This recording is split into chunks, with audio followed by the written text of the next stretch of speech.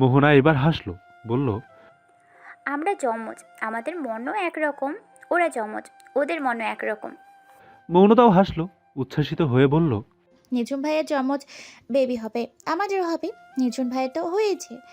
দেখিস বাংলাদেশ সরকার একসময় আমাদের যমজের অস্কার দিবে, দুই বোন একসাথে। আলতাপ চৌধুরী সারাক্ষণ বিছানায় শুয়ে থাকেন। 5 ওয়াক্ত নামাজের জন্য বেরিয়ে যান রুম থেকে, আর নয়তো বের হন না।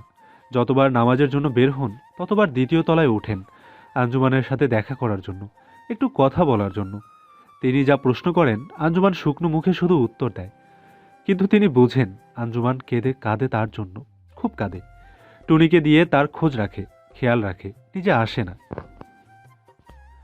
অভিমানের পাহাড়টা ভেঙে আসতে পারে না নিঝুম। তিতলি ছাড়া হয়তো সেই অভিমান ভাঙবেও না। এই বয়সে এসে তিনি নিঃসঙ্গ, বড্ড একা। সারাক্ষণ দিল দিয়ে জব করেন। তিতলি যেন ফিরে আসে, তার সোনার সংসারটা আবার যেন আনন্দে ভরে ওঠে। তিনি অনুতপ্ত। তখন দুপুর। রোহি বাচ্চাদের সামলাতে গিয়ে হিমশিম খাচ্ছে। একজন আয়া রেখেছিল বাচ্চাদের জন্য, কিন্তু সেই আয়ার ব্যবহার ছিল জঘন্য। বাচ্চাদের ধমকায়, তাই গতকাল তাড়িয়ে দিয়েছে। নির্জন বলেছে আরেকজন আয়া এনে দেবে। বাচ্চারা এই বয়সে দাদা দাদির হাতে বড় হয়, তাদের সাথে খেলে, অথচ তার বাচ্চারা। নির্জন রুমে এসে শার্ট খুলতে খুলতে বলল, বাচ্চারা কাঁদে কেন? রোহিতা ভুরু নাচিয়ে বলল, কি জানি, বুঝতেছি না। নির্জন শার্ট পাল্টে বিছানায় এসে বসে, মেয়েকে কোলে তুলে নেয়, গাল টেনে বলে, ওয়াজিফা আম্মু, কি হয়েছে? এত কাঁদো কেন? আম্মু বিরক্ত হয় তো। রোহি স্বাভাবিক কণ্ঠে বলল। আমি বরং 2-3 মাসের জন্য বাপের বাড়ি চলে যাই। নির্জন অবাক হয়ে তাকায়, বলল, এতদিন? কি করব আর, সারা জীবন কোনো বাচ্চাকে কোলেই নেইনি, আর সেখানে সারাক্ষণ বাচ্চাদের নিয়ে থাকতে হচ্ছে। কিছুতেই কন্ট্রোল করা যাচ্ছে না। বাচ্চারা ধীরে ধীরে তাজা হয়, আর আমার বেবিরা শুকিয়ে যাচ্ছে। ওদের কথা ভেবেই বাপের বাড়ি যেতে চাচ্ছি। আম্মু সামলাবে। রোহির কণ্ঠে আর্তনাদ টের পায় নির্জন, বলল, আচ্ছা। নির্জনের নাম্বারে কল আসে। মেয়েকে কোলে নিয়েই ফোন রিসিভ করে বেলকনিতে আসে। আসসালামু আলাইকুম। রোহি নির্জনের দিকে তাকায়। নির্জনের কপাল কুঁচকানো। ফোন আলাপ শেষে নির্জন রুমে আসে। রোহিতা প্রশ্ন করল, কি? নির্জন মেয়েকে বিছানায় রেখে আলমারি খুলে টাকা বের করতে করতে বলল। থানা থেকে। রোহি আর কথা বাড়ায়নি, বুঝে গেছে নিঝুমের ব্যাপার, অভ্যস্ত এসবে। সে জিজ্ঞাসা করল, সিলেটি না কুমিল্লা, নাকি অন্য জেলা? কুমিল্লা। রাতের ট্রেনে নির্জন কুমিল্লা আসে। সকাল সকাল নিঝুমকে ছাড়িয়ে আনে। ওসির কাছ থেকে জানতে পারল নিঝুম নাকি জ্বালিয়ে মেরেছে, গাঁজা খেতে চাচ্ছিল। নির্জন শুনে অনেক হাসে।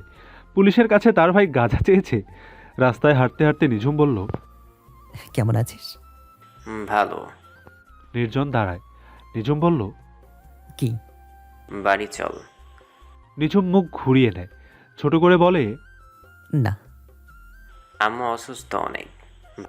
আচ্ছা সিলেট চল, ফ্ল্যাটে নিয়ে আসি আম্মুকে। আরও কিছুক্ষণ হাঁটার পর নিঝুম প্রশ্ন করে, ওয়াজিফার নওরাত কেমন আছে? ভালো আছে। আম্মু ওদের গুলটু আর গুলটি ডাকে। নিঝুম হাসে, মাথা ঘোরাচ্ছে তার। একটা টং দোকানের বেঞ্চিতে বসে পড়ে। নির্জন প্রশ্ন করল, কিরে, বসলি কেন? নিঝুম উত্তরে কিছু বলল না, মাথা নত করে বসে আছে। শরীর কন্ট্রোল হারাচ্ছে, হাত পা অবশ হয়ে আসছে। নির্জন নিঝুমের পাশে বসে, কাঁধে হাত রেখে আতকে ওঠে। নিঝুমের শরীর ঠান্ডা বরফের মতো। কিছু বুঝে ওঠার আগে নিঝুম মাটিতে লুটিয়ে পড়ে। নির্জন চিৎকার করে ওঠে। আশেপাশে সব মানুষ দৌড়ে আসে। হসপিটাল থেকে নিঝুমকে ছাড়িয়ে রাত 10:30 নির্জন ট্রেনে ওঠে। অসুস্থ নিঝুমকে নিয়ে সে অ্যারোপ্লেনে আসতে চেয়েছিল সিলেট, কিন্তু নিঝুমের শর্ত ট্রেনে গেলেই সে যাবে, নয়তো না। নিঝুম ট্রেনের কামরায় তিতলিকে খুঁজে পায়। মনে হয় হুট করে একদিন তার কামরায় দরজার টোকা পড়বে, দরজা খুলে দেখবে তিতলি দাঁড়িয়ে আছে, ভালোবাসি বলে ঝাঁপিয়ে পড়বে তার বুকে। কিন্তু কতবার সে ট্রেনে উঠল, আজও পেল না তিতলির দেখা। হাত হাল ছাড়েনি তবুও, আসতেও তো পারে তিতলি। ট্রেন একটা জোরসে আওয়াজ তুলে যাত্রা শুরু করে। নিঝুম বার্থে লম্বা হয়ে শুয়ে পড়ে। নির্জন নিঝুমের সামনের বার্থে বসে। হসপিটাল থেকে বেরিয়ে শপিং করেছে নির্জন। নিঝুমের গায়ের কাপড়ের অবস্থা খুবই খারাপ ছিল। এতটা রাস্তা তো আর স্যান্ডো গেঞ্জি আর পায়জামা পরে যাওয়া যায় না। নিঝুম কান খাড়া করে চুপ হয়ে আছে।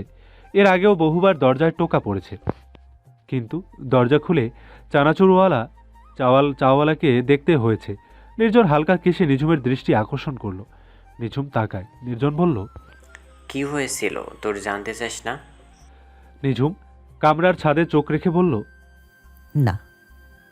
নির্জন কপাল কিঞ্চিত কুঁচ করল, বড় করে দম নিয়ে বলল, জানার দরকার। আচ্ছা বল।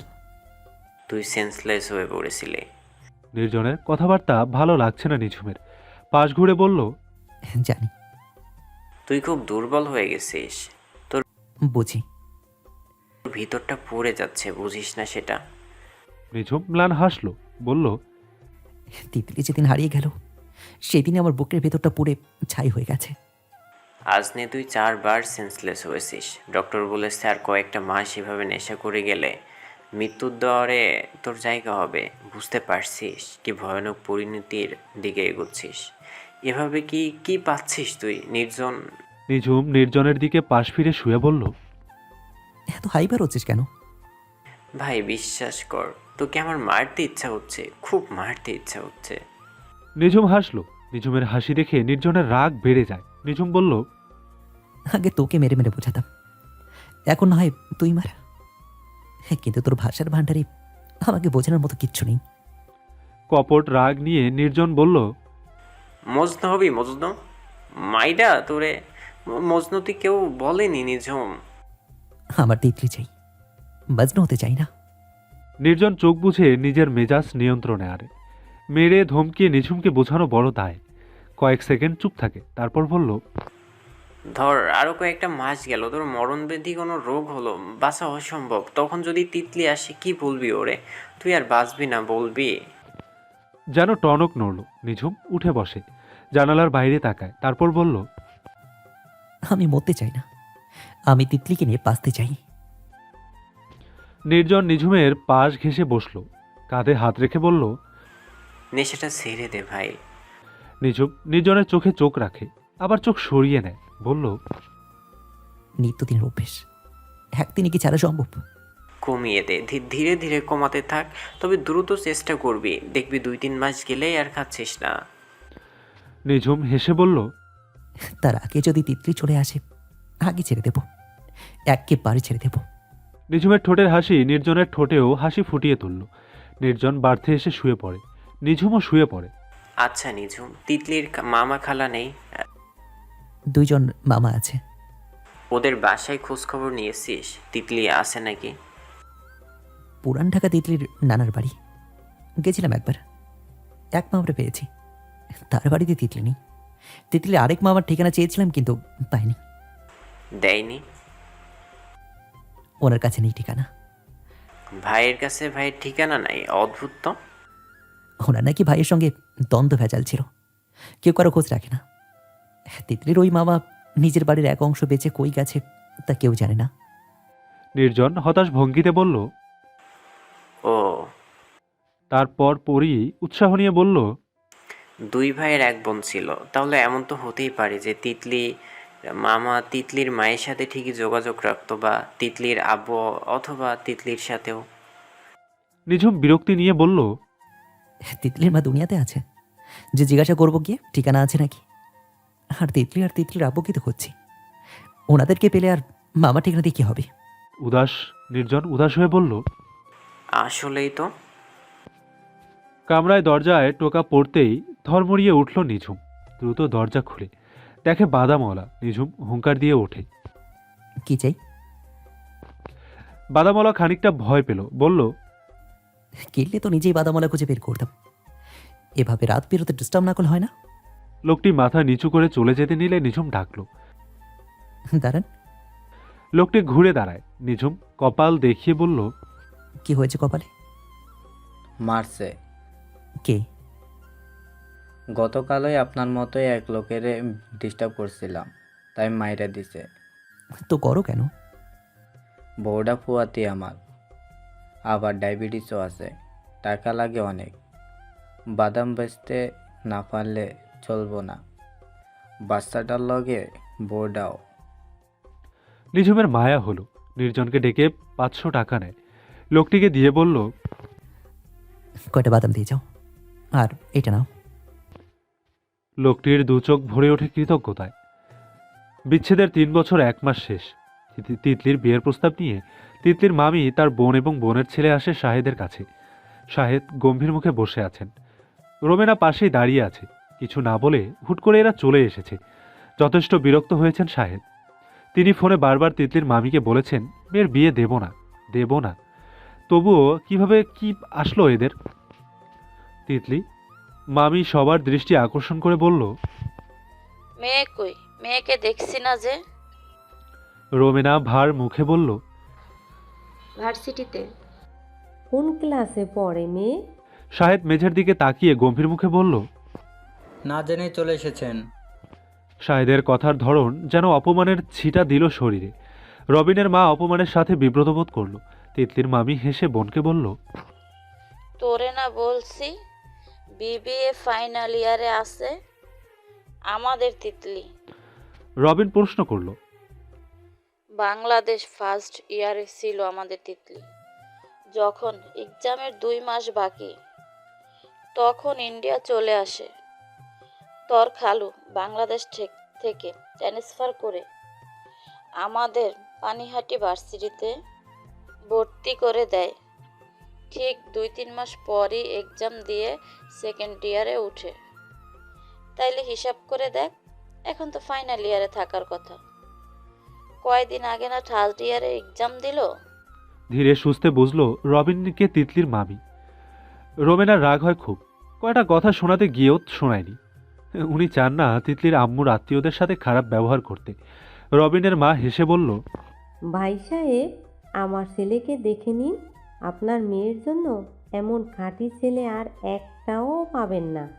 মা বলে বলছি না, সত্যি আমার ছেলে হীরের টুকরো। শাহেদ চোখ তুলে রবিনের দিকে তাকান। দাড়ি মোটেও নেই, চুল গলা অবধি লম্বা, আবার স্ট্রেইট করা, সাথে কালারও আছে। প্যান্টে হাঁটুর দিক পুরোটাই ছেঁড়া। এই ছেলে হয়তো তিতলির চেয়ে 1-2 বছরের বড় হবে, অথবা তিতলির সমানই, কিন্তু দেখে মনে হচ্ছে তিতলির ছোট ভাই। তিনি চোখ সরিয়ে নেন। সেই মুহূর্তে সেই জায়গায় তিতলির আগমন ঘটল। তিতলির ভুরু কুঁচকে যায়। মায়ের দিকে ফিরে বলল, এরা এখানে কেন? রোমেনা ঢোক গিলে, এই জায়গায় যুদ্ধক্ষেত্র পরিণত হবে আজ। বিয়ের কথা শুনলেই তিতলির মেজাজ আসমানে ওঠে। সেখানে বিয়ের প্রস্তাব নিয়ে লোক এসেছে বাসায়। মামি, তোমার বোন আর বোনের ছেলে কেন আমার বাড়িতে? তিতলির কণ্ঠ ঝাঁঝালো শোনালো। তিতলির মামিও যে ভয় পাচ্ছে না তা নয়, সেও ভেতরে ভেতরে তিতলিকে অনেকখানি ভয় পায়। মেয়েটা আগের মতো নেই। যতবার সে রোমেনাকে কথা শুনিয়েছে ততবার তিতলি তাকে ধুয়ে দিয়েছে। তবুও ভয়টা গোপনে রেখে বলল, রবিন তোকে বিয়ে করতে চায়। তিতলি দুর্বোধ্য হাসল, হাততালি দিয়ে বলল, কিরে রোহিঙ্গা, বিয়া করবি আমারে? তোর দাড়ি উঠছে, বিয়া করতে যাইছস? আচ্ছা। রবিন ফুঁসে উঠল, বলল, কি করবি করলে? তুই এক্ষুনি বাড়ি থেকে বের হ। তিতলির হুঙ্কার। রবিনের মা উঠে দাঁড়ায়, নাকমুখ কুচকে বলল, সি সি সি, একজন শিক্ষকের মেয়ের কি ব্যবহার! ভালোই ভালোই বলছি, বেরিয়ে যান আপনার লুচ্চা পোলারে নিয়ে। গিয়া ললিপপ খাওয়ান, দাড়ি তোলান, তারপর বিয়ের জন্য মেয়ে খুঁজেন। তিতলির মামি ধমকে উঠল, তিতলি, এমন করছিস কেন? এই যে আসল আসামি, সাহস কি করে হয় তোমার বিয়ের প্রপোজাল নিয়ে আসা? আমার বাপ মানা করে নাই, আমি মানা করি নাই, তবে স্যাস্টামি করলা কেমনে? তিতলির মামি নিজেকে প্রস্তুত করে কিছু কথা শোনাতে, তার আগেই তিতলি নিজের রুমে ঢুকতে ঢুকতে বলল, রুবিনা, তোর মারে নিয়ে বের হ, আমি জুতা নিয়ে আইতাছি। আয়সা যেন না দেখি তুই আসোস। তিতলির কথা রবিন সহ রবিনের মা খালার বোধগম্য হলো না। ভ্যানিটি ব্যাগ হাতে নিয়ে তারা 3 জন দ্রুত বেরিয়ে পড়ে। রোমেনা শাহেদ দম নিয়ে নিঃশ্বাস নিল। তিতলি হাতে জুতা নিয়ে এসে দেখে ওরা নেই। রোমেনা হেসে বলেন, চলে গেছে। ছুটির দিনটা বিষাক্ত তিতলির জন্য। ভার্সিটি, টিউশনি কিছু নাই, বাসায় থাকতে হয়, সাথে কিছু যন্ত্রণাময় স্মৃতি। তিতলি বিকেলবেলা ছাদে আসে। আরও 2 বাড়ির পরে যে ছাদটা, সেখানে একজোড়া বিবাহিত হিন্দু যুগল দেখতে পায়। গত সপ্তাহে বিয়ে হয়েছে। আমন্ত্রণ করেছিল, কিন্তু যায়নি তিতলি। শাহেদ আমন্ত্রণ রক্ষার্থে গিয়েছিলেন। ছেলেটার নাম অনুপম, বয়স 28-29 মতন হবে। বউকে জড়িয়ে ধরে দাঁড়িয়ে আছে। তিতলি দীর্ঘশ্বাস ফেলে চোখ সরিয়ে নেয়। নিঝুমের যখন 29 বয়স, তখন নিঝুম তিতলির বর হওয়ার কথা ছিল, কিন্তু হলো না। তিতলি নিচে নেমে আসে। বাবাকে না দেখতে পেয়ে রোমেনাকে বলল, বাবা কই? টুকুনদের বাড়ি গেছে নালিশ নিয়ে, স্কুলে নাকি খুব দুষ্টুমি করে। তিতলি উত্তরে কিছু না বলে রুমে আসে। বাথরুমে ঢুকে জামা কাপড় খুলে ওড়না পেঁচিয়ে নেয় শরীরে। শাওয়ারের নিচে পা ভাঁজ করে বসে। থ মেরে অনেকক্ষণ বসে থাকে। ব্লেড হাতে নেয়। হাতের রগ কাটতে গিয়ে থেমে যায়। ব্লেড ছুঁড়ে ফেলে দূরে। তারপরই চিৎকার করে কেঁদে ওঠে। আমি আপনাকে ভুলতে পারছি না ডক্টর, পারছি না আমি। রোমেনা রান্নাঘর থেকে দৌড়ে আসে। বাথরুমের দরজায় ধাক্কাতে থাকে। তিতলি কাঁদছিস কেন? দরজা খোল। তিতলির কানে মায়ের ডাক আসছে না। সে অনেকদিন পর প্রাণ খুলে কাঁদছে, খুব কাঁদছে। রোমেনা দরজার আওয়াজ করে ডেকেই চলেছে। ও তিতলি, তিতলি দরজা খোল, খোল না। ও মা, এভাবে কাঁদিস না। তিতলি নিজের চুল টেনে ধরে। ভাবে নিঝুম ভালোবাসছে হৃদিকে, খুব ভালোবাসছে। যত ভাবছে যন্ত্রণা তীব্র থেকে তীব্রতর রূপ ধারণ করছে। রোমেনা ডাকতে ডাকতে হাঁপিয়ে ওঠেন। দরজার পাশে বসেন। ওনার চোখে জল। রোমেনা কাঁদছে। অনেকক্ষণ পার হয়ে গেল, ভেতর থেকে কোনো সাড়া পাওয়া যাচ্ছে না, পানির আওয়াজ ছাড়া। রোমেনার বুক কেঁপে ওঠে। অস্ফুট স্বরে ডাকে, তিতলি, ও তিতলি। না, সাড়া নেই। রোমেনা দ্রুত কল করেন শাহেদকে। শাহেদ দ্রুত বাড়ি ফেরেন। দূরে কোথাও যাননি, কাছেই ছিলেন। বাসায় এসে সব শুনে তিনি আঁতকে ওঠেন। স্বামী স্ত্রী মিলে শরীরের সবটুকু শক্তি দিয়ে বাথরুমে দরজা ধাক্কা দেন। দরজা খুলে যায়, কিছু অংশ ভেঙেও যায়। শাহেদ ভেতরে ঢোকেননি। রোমেনা আগে ঢোকে। তিতলিকে অর্ধনগ্ন অবস্থায় অজ্ঞান হয়ে পড়ে আছে। যত দ্রুত সম্ভব তিতলিকে জামা পরিয়ে দেন। তারপর স্বামীকে ডাকেন। দুজন মিলে তিতলিকে বিছানায় এনে শুয়ে দেন। শাহেদ ডাক্তার আনতে বের হয়ে যান। রোমেনা তিতলির হাত পা ঘষতে থাকে। ডাক্তার আসার কিছুক্ষণের মাঝে তিতলির জ্ঞান ফেরে। কিছু ঔষধের নাম লিখে দিয়ে ডাক্তার বেরিয়ে যান। আব্দুল মিয়া মেয়ের কপালে চুমু এঁকে বেরিয়ে পড়েন ওষুধ আনতে। এই বয়সে এসে দৌড়াদৌড়ির দখল নিতে খুব কষ্ট হয় শাহেদের, কিন্তু কিছু করার নেই। রোমেনা এক গ্লাস গরম গরম দুধ এনে দেন তিতলিকে। তিতলি খেতে মানা করলে রোমেনা বলল, শরীর খুব দুর্বল, খাওয়া উচিত তোর। প্লিজ আম্মু, খাবো না। তিতলি ধীরে ধীরে উঠে বসে। রোমেনা জোর করে বুঝিয়ে শুনিয়ে তিতলিকে দুধটুকু খাইয়ে দেন। তারপর বলেন, একবার ছেলের যা মা। তিতলি তাকায়। রোমেনা আবার বলল, নিঝুমের কাছে। উনি বিবাহিত। তুই শুনেছিস বিয়ে করেছে? না, তবে ওনার আব্বু ছেলের সাথে রিধির বিয়ে দেওয়ার জন্য আমাকে সরে যেতে বলেছেন। সেটা কি আদৌ সম্ভব? একবার দেখে আসতে সমস্যা কি রে মা? যদি এমন হয় ছেলেটা তোর জন্য বিয়ে করেনি, এখন অপেক্ষা করছে। তিতলি বিস্মিত হলো। সত্যি কি এমনটা হয়েছে? আমতা আমতা করে তিতলি বলল, বেশি ভাবছো আম্মু। একবার দেখে আসতে দোষ কি? যদি এমন হয় উনি রিদিকে নিয়ে বিয়ে করেছেন, ভালো আছেন, কিন্তু ওনার মনের এক জায়গায় আমি আছি। আমাকে দেখে যদি ওনার সংসার নষ্ট হয়। রোমেনা তিতলির মাথায় হাত রেখে বলল, দূর থেকে দেখে আসবি। তিতলি দরজার বাইরে ডাইনিং টেবিলটার দিকে তাকায়। সে একটাবার নিঝুমকে দেখতে চায় অনেকদিন ধরেই। একবার লুকিয়ে দেখে আসতে দোষ নেই। আর সত্যি যদি উনি বিয়ে করে না থাকেন? উত্তেজনায় তিতলির গলা শুকিয়ে আসে। রোমেনার কাছে পানি চায়। পানি খেয়ে বলল, আম্মু, আমি যাবো সিলেট, কাল সকালেই ট্রেনে উঠবো, কাল সকালেই। সন্ধ্যার দিকে ভ্যানিটি ব্যাগে ফোন খুঁজতে গিয়ে তিতলি আবিষ্কার করলো তার ফোনটা নেই। অনেক খোঁজাখুঁজি করেও পেল না। বিকেলে বের হয়েছিল। নির্ঘাত চুরি হয়েছে, নয়তো কোথাও পড়ে গিয়েছে। তার জন্য তিতলির একটুও কষ্ট হচ্ছে না, এমনকি রোমেনা, শাহেদ কারোরই না। ইন্ডিয়া আসার পর থেকে তিতলি হারিয়ে যাওয়া বাটন ফোনটা ব্যবহার করছে। রোমেনা টেবিল থেকে পানি মুছতে মুছতে বললেন, কাল সিলেট যাচ্ছিস, ফোন দরকার, একটা কিনে নিয়ে আসবি। তিতলি কিছু না বলে ভ্যানিটি ব্যাগ হাতে নেয়। এরপর বলে, কিন্তু তো হবেই। তিতলি বের হয়ে গেট অবধি যায়। তখন রোমেনা ডেকে বলেন, আবার বাটন কিনিস না, এই বয়সে মেয়েরা কি বাটন ফোন চালায়? তিতলি জবাবে কিছু না বলে চলে যায়। ভোর 5টা। বাবা আসছি, আম্মু আসছি। তিতলি কাঁধে ব্যাগ ঝুলিয়ে বলল, তাহলে সত্যি আমাকে নিবি না? শাহেদ অভিমানী স্বরে বললেন। তিতলি হেসে এগিয়ে আসে, বাবার পাশে সোফায় বসে, তারপর বলল, বাবা, তুমি না অসুস্থ, এই অবস্থায় তুমি আমার সাথে যাবা? শাহেদ কিছু বললেন না। সত্যি তিনি খুব অসুস্থ, হার্টের সমস্যাটা বেড়েছে। আবার মেয়েকেও তো একা যেতে দিতে পারেন না, আবার না করতেও পারছেন না। মেয়েটার যদি নিঝুমের সাথে দেখা হয়, সব ঠিক হয়ে যায়, সেই আশায় একা ছাড়ার সিদ্ধান্ত নেন। এছাড়া তিতলি একা ইন্ডিয়ার অনেক জায়গায় গিয়েছে। তিতলি শাহেদকে ধাক্কা দিয়ে বলল, ও বাবা, আচ্ছা যা, সাবধানে যাবি। আর ঢাকার রেল স্টেশনে নেমে সিলেটের ট্রেনে উঠবি। তারপর সিলেটের ট্রেনে স্টেশনে নেমে সিএনজি নিয়ে উপশহরে চলে যাবি, মনে থাকবে? আচ্ছা বাবা, মনে থাকবে। তিতলি বাবাকে সালাম করে উঠে দাঁড়ায়। রোমেনা এক গ্লাস দুধ নিয়ে দৌড়ে আসেন। তিতলি দুধ দেখে ভ্রু কুঁচকায়। রোমেনা বলল, তুইও তো অনেক অসুস্থ, দুধটুকু খেয়ে যা, শরীরে বল পাবি, রাস্তায় বেহুশ হয়ে যাবি।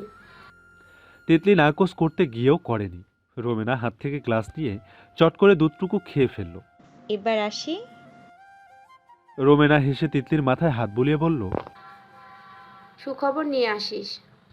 তিতলি ম্লান হাসল, তারপর বেরিয়ে পড়ে।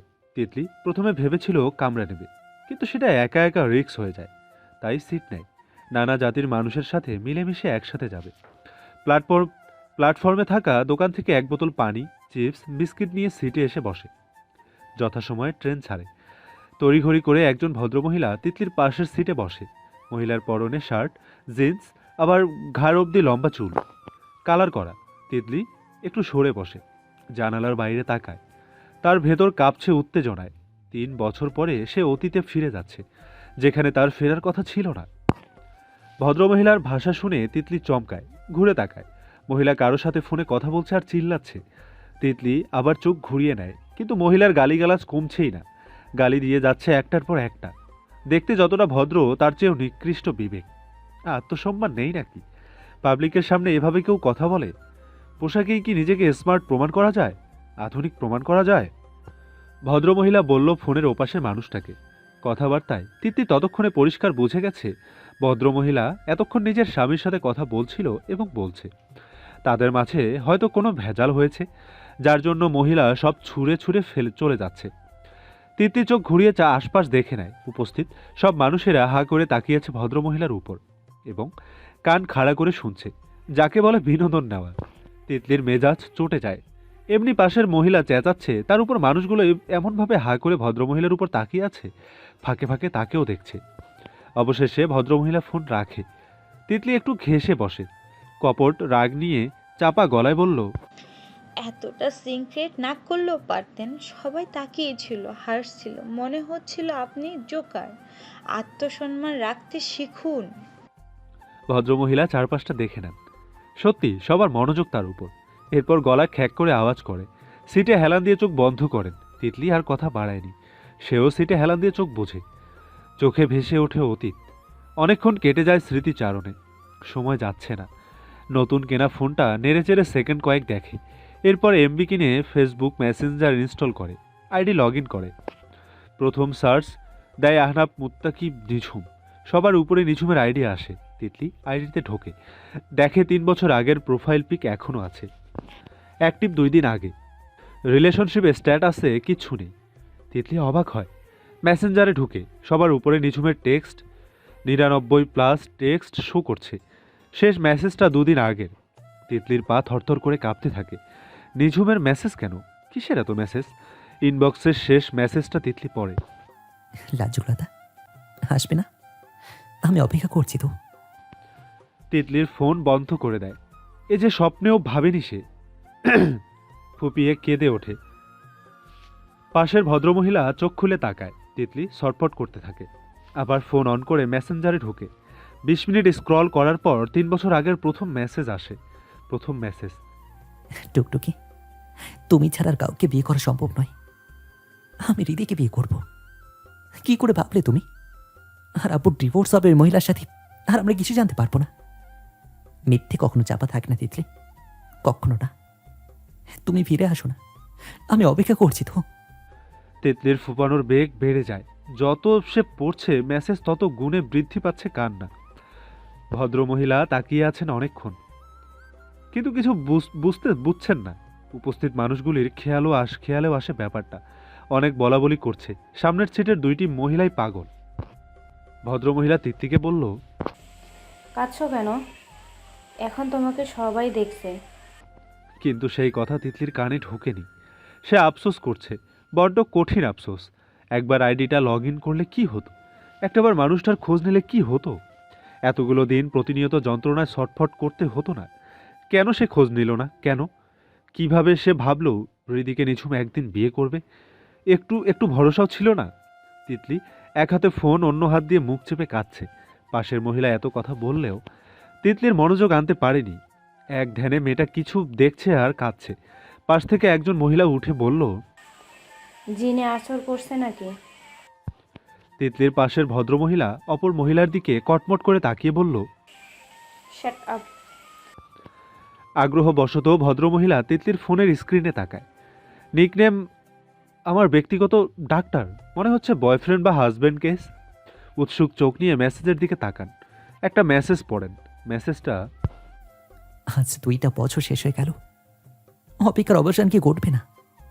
বিচ্ছেদের গ্লানি টানতে বড় কষ্ট হচ্ছে। তোমার এই আইডিটা ছাড়া কষ্টগুলো বলার মতো আমার আর কেউ নেই। নিঃসঙ্গ আমি, বড্ড একা। ভদ্রমহিলার চোখের সামনে সবটা পরিষ্কার হয়ে যায়। তিতলি কাঁদছে আর মেসেজ পড়ছে।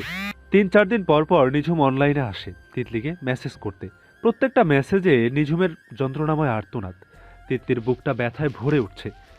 মানুষটা এত ভালোবেসেছে, তবুও তার একবারও মনে হলো না নিঝুম কখনো অন্য কাউকে বিয়ে করতে পারে না। তিতলির কাঁপুনি কান্না বাড়ে। হাত থেকে ফোন পড়ে যায়। ভদ্রমহিলা কান্নারত তিতলিকে আঁকড়ে ধরে বলল, কেঁদো না। তিতলি চেনে না এই ভদ্রমহিলাকে, তবুও জড়িয়ে ধরে ফুপিয়ে কেঁদে ওঠে। হৃদি নির্জনের কাছ থেকে নিঝুমের ঠিকানা নিয়ে তার ফ্ল্যাটে আসে। দরজার সামনে এসে দেখে দরজা খোলা। দরজা ঠেলে রুমে ঢোকে। ড্রয়িং রুম শুরুতে, 2টা সোফা, একটা ডাইনিং টেবিল, পাশেই রান্নাঘর, তারপর একটি রুম। হয়তো রুমে আছে নিঝুম। হৃদি এগিয়ে আসে। দেখে নিঝুম শটান হয়ে শুয়ে সিগারেট টানছে। হৃদি গলা খ্যাক দেয়। নিঝুম মাথা ঘুরিয়ে তাকায়। হৃদিকে দেখে উঠে বসে, ভ্রু কুচকায়। হৃদি বলল, রুমে আসবো? কি দরকার? নিঝুম অন্যদিকে চোখ রেখে বলল। হৃদি হেসে ঢুকে পড়ে রুমে, বিছানায় বসে। নিঝুম বিব্রত বোধ করে। হৃদি বলল, আমরা বিয়ের 2 বছর শেষ। নিঝুম অবাক হয়। হৃদির বিয়ে হলো কবে, কিন্তু প্রকাশ করলো না। সিগারেট টানতে থাকে। হৃদু আবারও বলল, তুই মাম্মা হবি, 5 মাস চলে। নিঝুম বিস্মিত হয়। গোপন করতে পারেনি বিস্ময়তা। হৃদির দিকে তাকিয়ে দেখে গাউন পরেছে হৃদি। পেটটা উঁচু, মোটা হয়েছে অনেক। আবার চোখ সরিয়ে নেয়। মেঝেতে চোখ রেখে বলল, কংগ্রাচুলেশনস। হৃদি হাসল, বলল, আব্বুকে ক্ষমা করবি? নিঝুমের চোয়াল শক্ত হয়ে আসে। হৃদিকে বাজে কথা শোনাতে গিয়েও শোনায়নি। হৃদির এই অবস্থায় তাকে উত্তেজিত করতে চায় না নিঝুম। হৃদি দম নিয়ে বলল, সেদিন তোদের বাড়ি থেকে বের হয়ে ফ্রেন্ডের বাড়ি উঠি, ফ্রেন্ডের সাথে ঢাকা চলে যাই। আব্বুর সাথে কোনো রকম যোগাযোগ রাখিনি।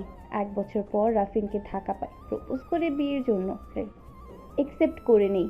বাবাকে না জানিয়ে বিয়ে করে সংসার করি 2 বছর। যখন জানতে পারি আমি মা হব, বাবার কাছে ছুটে আসি।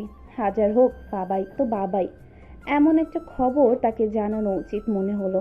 ওই তো 4 মাস আগেই বাবার কাছে ছুটে আসি। হাজার হোক বাবা তো বাবাই, এমন একটা খবর তাকে জানানো উচিত মনে হলো। ওই তো 4 মাস আগেই সিলেট আসি বাবার কাছে। এসে দেখি বাবা শুধুই কাঠ হয়ে গেছে। 2 বার নাকি হার্ট অ্যাটাক করেছে, আর একবার করলে চলে যাবে দুনিয়া ছেড়ে। তাই আর ছেড়ে যেতে পারিনি। তোর আর তিতলির অভিশাপে হাঁপু নিঃশেষ হয়ে গেছে। শুধু দেহটা বেঁচে আছে।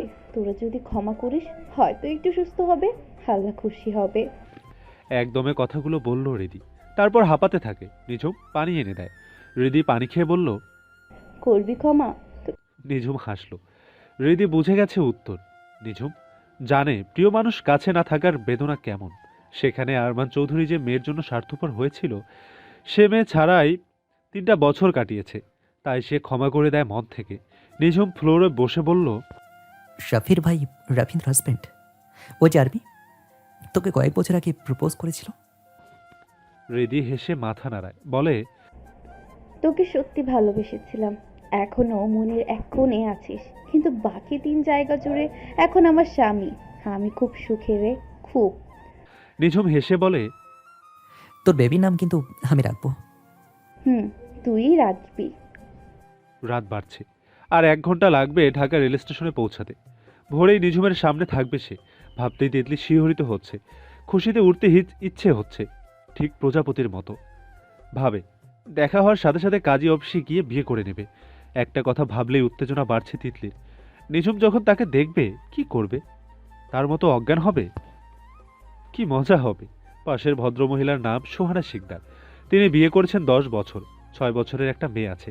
স্বামীর সাথে ঝগড়া করে নানার বাড়ি চলে যাচ্ছে। তিতলির কাছে যখন তার পুরো লাভ স্টোরি শুনল, তিনি আবেগী হয়ে পড়েন। স্বামীকে কল করে বলে, আমি নেক্সট ট্রেনেই ইন্ডিয়া ফিরছি। সোহানার চোখ দুটো লেগে আসে। আচমকা চেঁচামেচিতে ঘুম ভেঙে যায়। চোখ খুলে দেখে সবাই দৌড়াদৌড়ি করছে। উপস্থিত মহিলারা আল্লাহকে ডাকছে। শুধু এখানে নয়, আশপাশ থেকেও মানুষের আর্তনাদ ভেসে আসছে। তিতলি আতঙ্ক নিয়ে বোঝার চেষ্টা করছে কি হয়েছে। কয়েক সেকেন্ড পর একটা ছেলে আসে, চেঁচিয়ে বলে। তিতলি দ্রুত জানালা দিয়ে মাথা বের করে ট্রেনের পিছনে তাকায়। ভয়ঙ্কর আগুন। আত্মা কেঁপে ওঠে। সোহানা হ্যাঁচকা টানে তিতলিকে নিয়ে দরজার সামনে এসে দাঁড়ায়। দরজার বাইরে মুখ বের করে দেখে অন্য দরজাগুলো দিয়ে যেভাবে পারে লাফিয়ে চলছে, নামছে চলন্ত ট্রেন থেকে। কেউ ট্রেনের নিচে চাপা পড়ছে, কেউ দূরে গিয়ে পড়ছে, আহত হচ্ছে, তবে বেঁচে যাচ্ছে। সোহানা তিতলিকে চেঁচিয়ে বলল, তিতলি লাভ দাও, নয়তো বাঁচবে না। পড়বো না। ট্রেনে থাকলে নিশ্চিত মৃত্যু। আর কয়েক সেকেন্ড লাগবে এই অংশে এসে আগুন লাগতে। আগুনে পুড়ে মরার চেয়ে রিস্ক নিয়ে লাভ দেওয়া ভালো। না, আমি পারবো না। সোহানা আর কথা বাড়ায়নি। তার বাঁচতে হবে মেয়ের জন্য। শরীরে সবটুকু শক্তি দিয়ে লাফ দেয়। তিতলি আতকে ওঠে, দরজার বাইরে তাকায়। ট্রেন এত দ্রুত গতিতে চলছে যে নিমিষেই সোহানাকে পেছনে ফেলে দূরে চলে আসে। আগুন প্রায় কাছাকাছি। আরও কয়েকজন তিতলিকে ঠেলে চলন্ত ট্রেন থেকে লাফ দেয়। তিতলির সারা শরীর কাঁপছে। সেও বাঁচতে চায়, নিঝুমকে সে পেতে চায়। চোখ বন্ধ করে আল্লাহর নাম স্মরণ করে তিতলি লাফ দেয়। লাফ দেওয়ার আগে সে চোখ খুলে দেখেনি কাছাকাছি কোনো পিলার আছে নাকি। তিতলি লাফ দেওয়ার সাথে সাথে পিলারের সাথে অস্বাভাবিকভাবে ধাক্কা খেয়ে ছিটকে দূরে পড়ে। প্রত্যেকদিন রাত 9টা কি 10টার দিকে নিঝুম টং দোকানে বসে সিগারেট টানে। বস্তির বাচ্চাদের এটা ওটা দেয়, তেমনি আজও সিগারেট টানছিল, সেই সাথে বিস্কুট। একবার সিগারেট টানে, আরেকবার বিস্কুট খায়। সেই মুহূর্তে অরুণের আগমন। অরুণ নিঝুমের পিঠ চাপড়ে বলল, কি রে বেটা, এইখানে তুই? আর আমি তোকে তোর ফ্ল্যাটে গিয়ে খুঁজে আসছি। অবহেলার স্বরে বলল, রাত 9টায় আমাকে কি দরকার তোর? বইয়ের লগে মায়ের লাগছি রে শালা, তাই নিশা ধার নিতে এসেছি। ইন্ডিয়া থেকে আসা ট্রেনে যাত্রী ছিল 900। ঢাকা রেল স্টেশনে প্রবেশের ঘণ্টাখানিক আগে ট্রেনটি ব্রেক ফেল করে। সেই সাথে অন্ধকার থেকে কেউ একজন আগুন ছুড়ে দেয় ট্রেনের উপর, সম্ভবত এটি। টং দোকানের টেলিভিশন থেকে আসা সাংবাদিকদের কথাগুলো শুনে নিঝুম, অরুণ সহ আশেপাশের মানুষ এগিয়ে আসে। টিভির দিকে নজর দেয়। ট্রেনটি পুড়ে গিয়েছে অর্ধেকেরও বেশি। অনেক যাত্রী ট্রেনে থাকাকালীন আগুনে পুড়ে নিহত হয়। কিছু যাত্রী চলন্ত ট্রেন থেকে লাফ দিয়ে পিলারে ধাক্কা খেয়ে নিহত হয়, এবং কিছু যাত্রী চলন্ত ট্রেন থেকে লাফ দিয়ে বেঁচে গেলেও আহত হয়েছে। বাংলাদেশ ফায়ার সার্ভিস আগুন নেভায়। দমকল কর্মীরা আহত নিহতের বিভিন্ন ঢাকা হাসপাতালে নিয়ে যাচ্ছে। দেখুন সরাসরি। সর্বপ্রথম ঢাকা হাসপাতাল দেখানো হয়। একটার পর একটা স্ট্রেচারে করে নিথর দেহ নিয়ে যাওয়া হচ্ছে ভিতরে। নিঝুমের টনক নড়ে, ভালো করে তাকায়। আচমকা টিভির পর্দায় ভেসে ওঠে চিরচেনা মুখ। সেই কোকড়া চুল, সেই মুখ, কিন্তু রক্তে মাখামাখি। নিঝুমের সারা শরীর কেঁপে ওঠে শিরশির করে। নিমিষে স্ট্রেচারটা ভেতরে ঢুকে যায় তিতলিকে নিয়ে। নিঝুম 2 কদম পিছু হাঁটে। শরীর অবশ হয়ে যাচ্ছে। এ কার মুখ? কি হয়েছে তার? কেন এমন করে শুয়ে আছে? যার জন্য দীর্ঘ অপেক্ষা, তাকে সে আজ দেখছে রক্তাক্ত অবস্থায়। অরুণ তিতলিকে চিনতে পারেনি। নিঝুমের দিকে তাকিয়ে দেখে নিঝুম কেমন অস্বাভাবিকভাবে নিঃশ্বাস ফেলছে। অরুণ নিঝুমের কাঁধে হাত রেখে বলে, কি রে বেটা? নিঝুম অরুণের দিকে তাকায়, বলতে চায় আমার তিতলি, কিন্তু আশ্চর্য গলা থেকে কথা আসছে না। কথা বলতে গেলেই আওয়াজ বের হচ্ছে। নিঝুমের নিজেকে উন্মাদ মনে হচ্ছে। অরুণের শার্টের কলার চেপে ধরে কিছু বলে, কিন্তু আওয়াজ আসে আ। গলার কণ্ঠ থেমে গেছে তার। কথা বলার থলিটা বন্ধ হয়ে গেছে যেন হুট করে। নিঝুম এদিক ওদিক তাকায়, তারপরই দৌড়তে থাকে। অরুণ হতভম্ব হয়ে যায়, নিঝুমের পিছনে দৌড়তে থাকে, গলা ফাটিয়ে নিঝুমকে ডাকে, কিন্তু শুনছে না নিঝুম। অরুণ দৌড়তে দৌড়তে নির্জনকে কল দেয়। নির্জন কল রিসিভ করতেই অরুণ বলল, নির্জন, শোন। এখন কথা বলতে পারবো না, নিঝুমের কাছে যাচ্ছি। আম্মু কিছুক্ষণ আগেই তিতলিকে দেখেছে টিভিতে। ট্রেন অ্যাক্সিডেন্ট হয়েছে। নিঝুম যেন এই খবর না পায়, তুইও দ্রুত আয়। অরুণ ট্রেন অ্যাক্সিডেন্ট শুনেই বুঝে যায় নিঝুম কেন এমন করছে। অরুণ হাঁপাতে হাঁপাতে বলল, নিজুম দেখে ফেলছে ও রাস্তার মধ্যে উন্মদের মতো দৌড়াচ্ছে। কি বলছিস? কোন রাস্তায়? ইবনি সিনা হসপিটালের দিকে, মনে হয় এয়ারপোর্টের দিকে যাচ্ছে। তুই ওকে ধর, পাবলিক করে মেরে ফেলবে। আমি আসছি। অরুণ ফোন রাখে নিঝুমের ডাকে। নিঝুম দৌড়চ্ছে প্রাণপণে। সে নিজের ভেতর নেই। কি দেখল সে? রাস্তাঘাটের মানুষ আতঙ্কিত নিঝুমের দৌড় দেখে। ট্রাফিক দুজন পুলিশ নিঝুমকে ধাওয়া করছে। সামনে থাকা অনেক মানুষ নিঝুমকে ধরতে চাচ্ছে, কিন্তু পারছে না। নির্জন মোটর সাইকেল করে প্রথম নিঝুমের ফ্ল্যাটে যায়। এরপর ডুপ্লিকেট চাবি ব্যবহার করে নিঝুমের পাসপোর্ট নেয়। তারপর দ্রুত নিঝুমকে খুঁজে বের করে। নিঝুম পাগলের মতো দৌড়চ্ছে, পেছনে অরুণ। নির্জন মোটর সাইকেল নিয়ে নিঝুমের সামনে এসে থামে, বলে, বাইকটা আমি নিয়ে যাচ্ছি। নিঝুম দ্রুত উঠে বসে। সে কাঁদছে, খুব কাঁদছে। মস্তিষ্ক কাজ করছে না। নির্জনের বুকও কাঁপছে। ঢাকা মেডিকেল সহ নিহতদের নেওয়া হচ্ছে। ভাইকে নিয়ে কি দেখাবে? তিতলির নিথর দেহ, তিতলির লাশ। নির্জন মনে মনে একটা প্রার্থনাই করতে থাকে, তিতলি যেন বেঁচে থাকে, নয়তো নিঝুম। রাত 4টায় ঢাকা মেডিকেলের সামনে পৌঁছে ওরা। এত রাত, তবুও প্রচুর মানুষ, যাত্রীদের পরিবার প্রায় সবাই। নিঝুম নির্জনকে রেখেই গেটের ভেতরে দৌড়ে ঢুকলো। সিঁড়ি বেয়ে উপরে উঠতে থাকে। ওয়ার্ডে তিতলিকে খুঁজতে থাকে পাগলের মতো। নির্জন দৌড়ে এসে নিঝুমকে ধরে ধমক দেয়, এভাবে দৌড়াচ্ছিস কেন? কাউকে তো জিজ্ঞেস করতে হবে। নির্জন দ্বিতীয় তলার গেটের দারোয়ানকে জিজ্ঞেস করে, ট্রেন অ্যাক্সিডেন্ট যাত্রী কোথায় আছে? দারোয়ান বলে মর্গে যেতে।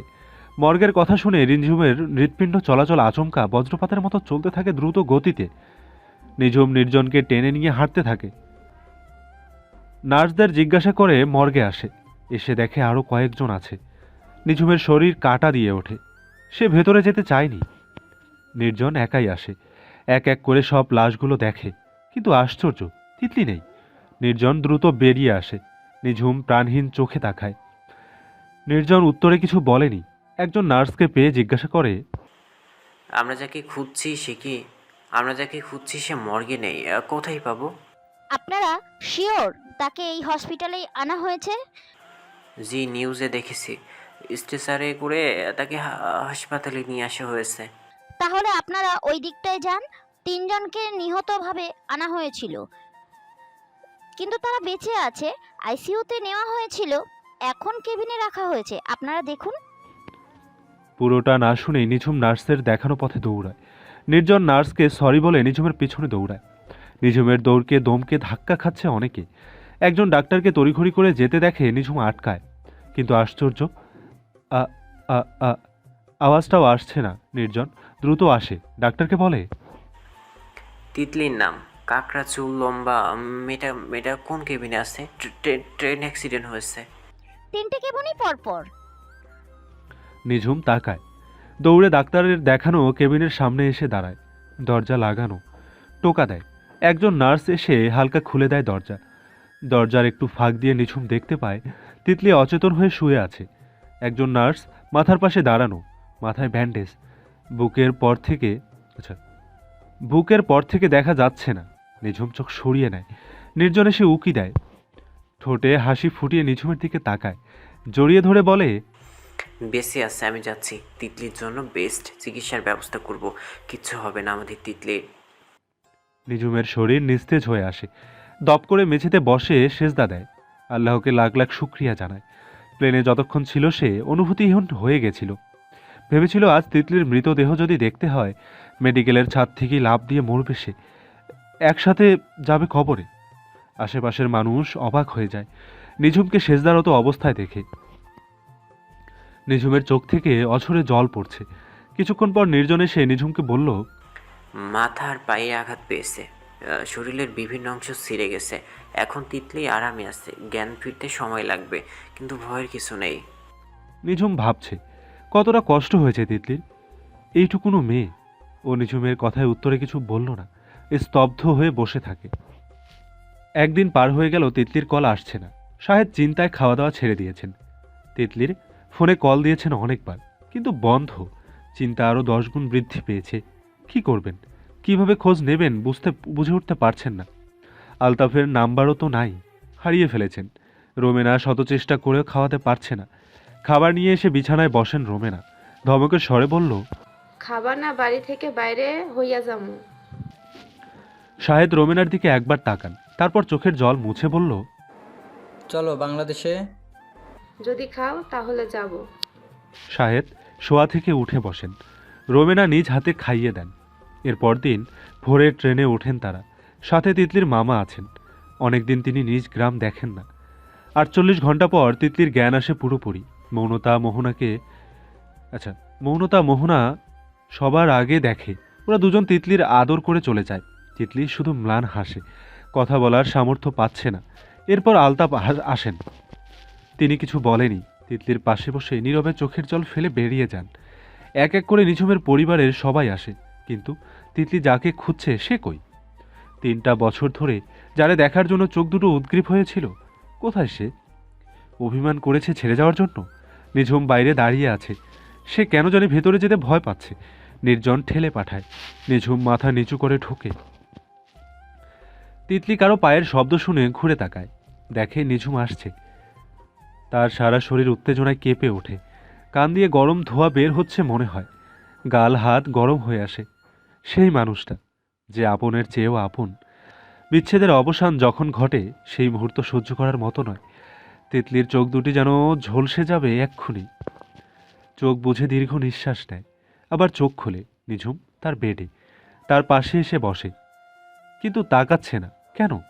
নিঝুম বুঝতে পারছে তিতলি তাকিয়ে আছে, কিন্তু সে তাকাতে পারছে না। মনে হচ্ছে তাকালেই দেখবে নাই। সত্যি কি এত কাছে তারা? সত্যি কি তিতলি 3 বছর পর তার এত কাছে? তিতলি ঠোঁট কামড়ে কাঁদতে থাকে। ভাঙা গলায় ক্ষীণস্বরে ডাকল, ওই ডাক্তার। কারো গলার স্বর ভেতরে অস্তিত্ব নাড়িয়ে দিতে পারে। তিতলির এই ডাকটা নিঝুমের সর্বাগ্য কাঁপিয়ে তোলে। চট করে তিতলির দিকে তাকায়। দুজনের চোখ এক সুতোয় গেঁথে যায়। সেই চোখ, সেই দৃষ্টি, সেই মানুষ। আরও একবার আল্লাহর এক করে দিয়েছেন। তিতলি উঠতে চায় জড়িয়ে ধরতে। নিঝুম আরেকটু কাছে এসে ঝুঁকে তিতলিকে শক্ত করে জড়িয়ে ধরে। তিতলির কাঁধের চামড়া ঠোঁট দিয়ে চেপে ধরে নিঝুম ফুঁপিয়ে কেঁদে ওঠে। তিতলি চিৎকার করে কেঁদে উঠল। চিরচেনা সেই স্পর্শ সে পাবে কখনো ভাবেনি। দুজন কাঁপতে থাকে। দুজন দুজনের বুকের ধুকধুকানি শুনতে পাচ্ছে। দুজন একজন আরেকজনকে আরও জোরে চেপে ধরে। তিতলি অনবরত জোরে জোরে আওয়াজ করে কেঁদে চলেছে। অতি সুখেও মানুষ কাঁদে। তার ইচ্ছে হচ্ছে দুনিয়াকে শুনিয়ে কাঁদতে। কাদার জোরে শরীর ব্যথায় বিষে যাচ্ছে, তবুও খুব কাঁদছে। রুহি আঞ্জুমান আটকে ওঠে। ভেতরে আসতে চাইলে নির্জন আটকায়। তিতলি কেঁদে থেমে থেমে বলে, আমি আপনাকে খুব ভালোবাসি ডাক্তার, আমাকে ক্ষমা করুন।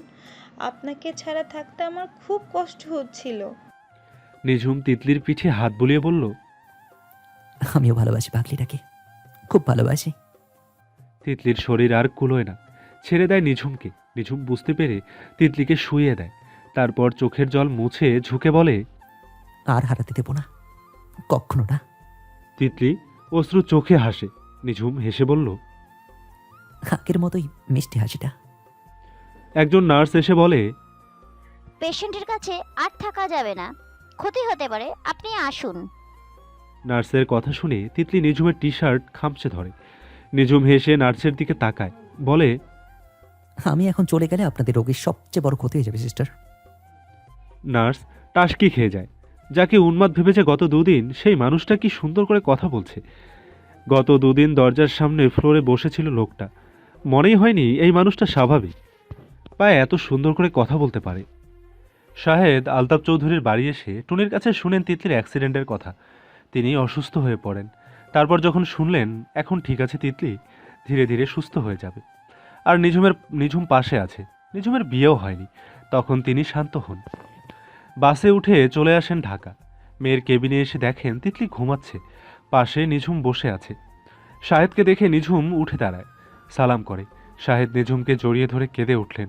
হতভম্ব হয়ে যায় নিঝুম। শাহেদ ভেজা কণ্ঠে বলেন, আমার মেয়েটা আমার সামনে প্রত্যেকটা দিন ছটফট করেছে বাপ, একটাও দণ্ডও শান্তি পায়নি।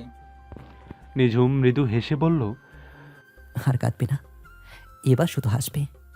শাহেদ মেয়ের পাশে এসে বসেন। তারপর নিঝুমের দিকে তাকিয়ে বললেন, বিয়ে করবে না বলে হাতে চুড়ি আর নাকে নাকফুল পরে থাকতো, নিজের যত্ন নেওয়ার কথা তো ভুলে গেছিল। দেখতেই পাচ্ছি, মুখের ব্রণ বুঝিয়ে দিচ্ছে। কত রাত জেগেছ? আমি ওরে অনেকবার বলেছি একবার খোঁজ নিয়ে জানতে, কিন্তু ভাগ্যের উপর এত অভিমান ছিল ওর। তিনি কাঁদতে থাকেন। তিতলি জেগে ওঠে। মেয়ের সাথে কিছু কথা বলে বেরিয়ে যান শাহেদ। রোমেনা যাওয়ার পূর্বে তিতলির গালে চুমু দেন, বলে যান, নিঝুম আছে, চিন্তা করিস না। নির্জন নিয়ে যায়। ওরা সবাই আজ বাড়ি ফিরবে। নিঝুম আরও 4-5 দিন এখানে থেকে তারপর তিতলিকে সিলেট হাসপাতালে ট্রান্সফার করবে। নিঝুম তিতলির পাশে এসে বসে, বলল, কিছু খাবেন? খাবো তো, চুমু খাবো। ভারী ইনোসেন্ট গলা তিতলির। নিঝুম বিস্ফোরিত চোখ নিয়ে তাকায়। পরক্ষণেই তিতলি বলে উঠল, না থাক, লাগবে না। আপনার মুখ ভর্তি দাড়ি, গোপ, ব্যথা পাবো। আর এটা কি রূপ আপনার, ডাকাত লাগছে একদম। নিঝুম হাসে। তিতলির নাকে নাক ঘষে বলল, তোমার স্পর্শ আমাকে রাঙিয়ে দেয়। নতুন রূপে নতুন রূপ, নতুনভাবে নতুন রূপে। আরেকবার ঘুমিয়ে ঘুম থেকে উঠে দেখবেন এসব কিচ্ছু নেই। তিতলি মৃদু হাসে, বলল, ক্লিন শেপ কিন্তু করবেন না। আপনি যা বলবেন বেগম সাহেবা। তিতলি হাত বাড়িয়ে নিঝুমের চুল ঝাঁকায়। নিঝুম বলল, পায়ে ব্যথা করছে? হুম বেশি? হুম একটু সহ্য করো, কয়দিন ব্যথাটা একটু বেশি করবে। আচ্ছা। স্যুপ আনবো? হুম আচ্ছা, নার্স তো আছেই, আমি যাবো আর আসবো। সাবধানে যাবেন। যাবো। নিঝুম বেরিয়ে যায়। তিতলি প্রাণ ভরে নিঃশ্বাস নেয়। পৃথিবীটা যেন পাল্টে গেছে। চারিদিকে সুখ শান্তি, সবকিছু পূর্ণ, কিছু আর পাওয়ার নেই। শরীরে অনেক ক্ষত থাকা সত্ত্বেও নিজেকে সুখী মনে হচ্ছে অনেক বেশি। ভালোবাসার কত শক্তি। ঠিক 5 দিন পর ওসমানী মেডিকেল নিয়ে আসে তিতলিকে। নিঝুম ডাক্তারিতে আবারও পদার্পণ করে। এখন তো আর বেকার থাকা যাবে না, তিতলি আছে। অপারেশনের ফাঁকে ফাঁকে তিতলিকে দেখে যায়, খাইয়ে দেয়। নিজের শরীরের যত্নসহ তিতলির যত্নর সাথে প্রত্যেকদিন রোগীদের হার্ট সার্জারি করা দুহাতে সামলাচ্ছে নিঝুম। 1 মাস পর তিতলিকে বাসায় নিয়ে আসে। তবে নিঝুমের ছাদের রুমে আসেনি, অন্য 2টা রুমে 2 জন ওঠে। ছাদের রুমে বিয়ের রাত থেকে থাকবে, তাদের সাদাময় সংসার হবে। 2-3টা নার্স রেখে দেয়। নিজে তো আছেই। প্রত্যেকদিন বিকেলে হুইল চেয়ারে করে তিতলিকে নিয়ে ঘুরে এলাকার অলিগলি। মাঝে মাঝে তিতলির আবদারে চলে ফুচকা খাওয়া। তারপর ধীরে ধীরে তিতলিকে হাঁটানো সাহায্য করে। নিজের শরীরের দিকে যত্নবান হয়। 3 বছরে অনেক ক্ষতি হয়েছে, সব পূরণ করতে নেমেছে নিঝুম। নির্জন যেন ঠিক আগের মতো হুট করে চঞ্চল হয়ে উঠেছে। ডাক্তারিতে মন টেকে না, রুহিকে নিয়ে ঘোরে, বাচ্চাদের সামলায় আলতাফ চৌধুরী আর আঞ্জুমান। দীর্ঘ 4 মাস পর তিতলি ধীরে ধীরে একা একা হাঁটার সক্ষমতা লাভ করে। তখন মৌনতা মোহনাকে বিয়ের পিঁড়িতে বসায় 2 ভাই। বোন দুটো চলে যায় শ্বশুর বাড়ি। শ্বশুর বাড়ি যাওয়ার পূর্বে ঘটে আশ্চর্য কাণ্ড। 2 বোন বাচ্চাদের মতো কাঁদতে থাকে। কিছুতেই শ্বশুর বাড়ি যাবে না। 2 জন রুমে ঢুকে দরজা বন্ধ করে দেয়। সে কি অবস্থা! অনেক বুঝিয়ে শুনিয়ে পাঠানো হয় শ্বশুর বাড়ি। 6 মাস পর তিতলি পুরোপুরি সুস্থ হয়। হুটহাট মাথা ব্যথাটাও কমেছে, সেই সাথে হাঁটতে পারে স্বাভাবিকভাবে। একদিন নিঝুম, মৌনতা, মোহনা, হৃদি, শাহেদ, রোমেনা, অরুণ সবাইকে ডেকে আনে। কেউ বুঝতে পারছে না নিঝুম কেন ডেকেছে। সবাই ড্রয়িং রুমে বসে আছে। তিতলিও জানে না আসলে কি হবে। নিঝুম কাজী নিয়ে আসে, সাথে একটা লাল কাতান বেনারসি, ডায়মন্ডের চিকন 2টা চুড়ি, নাকফুল। ব্যাপারটা সবাই বুঝে যায় তখন। তিতলি লজ্জায় মাথা নত করে ফেলল। রহি মৌনতা তিতলিকে নিয়ে উপরে যায়। হৃদি যেতে পারেনি, কারণ কোলে তার ছোট মেয়ে। নিঝুম তিতলি পাশাপাশি বসে। কাজী সাহেব তিতলির পাশে বসে বলল, বিসমিল্লাহ রহমান রহিম। 101 টাকা দেনমোহর ধার্য করিয়া আপনি শাহেদ সরকারের ছোট কন্যা মুমতাহিনা তিতলি আলতাফ চৌধুরীর পুত্র আহনাফ মুত্তাকি নিজুমের সাথে বিবাহে রাজিয়া থাকিলে বলুন কবুল। তিতলি একবার নিঝুমের দিকে তাকায়, তারপর মাথা নত করে বলল, কবুল কবুল কবুল। নির্জন, রহি, মৌনতা, মোহনা চিৎকার করে ওঠে, হিপ হিপ হুররে বলে। কাজী এবার নিঝুমকে বলল, বিসমিল্লাহ রহমান রহিম। 101 টাকা দেনমোহর ধার্য করিয়া আপনি আলতাফ চৌধুরীর পুত্র আহনাফ মুত্তাকি নিজম আবদুল্লাহ মিয়া ছোট কন্যা মুমতাহিনা তিতলিকে বিয়ে করতে রাজি থাকলে বলুন কবুল। নিঝুম বলার আগে নির্জন বলল, রাজি না থাকলে কি আপনাকে ধরে আনছে? সবাই হো হো করে হেসে ওঠে। কাজী হেসে বলল, বলুন কবুল। আলহামদুলিল্লাহ, কবুল কবুল কবুল। জোড়া লাগলো এক জোড়া প্রেমিক প্রেমিকের সম্পর্ক। এ সম্পর্ক পবিত্র সম্পর্ক, যে সম্পর্কে পাপ নেই। পবিত্রতায় পরিপূর্ণ এই সম্পর্ক। বিষাক্ত সব সময়কে পিছনে ফেলে 4 হাত এক বাঁধনে আটকে গেল। এই একটা দিনের অপেক্ষায় থাকে প্রত্যেকটা প্রেমিক প্রেমিকা।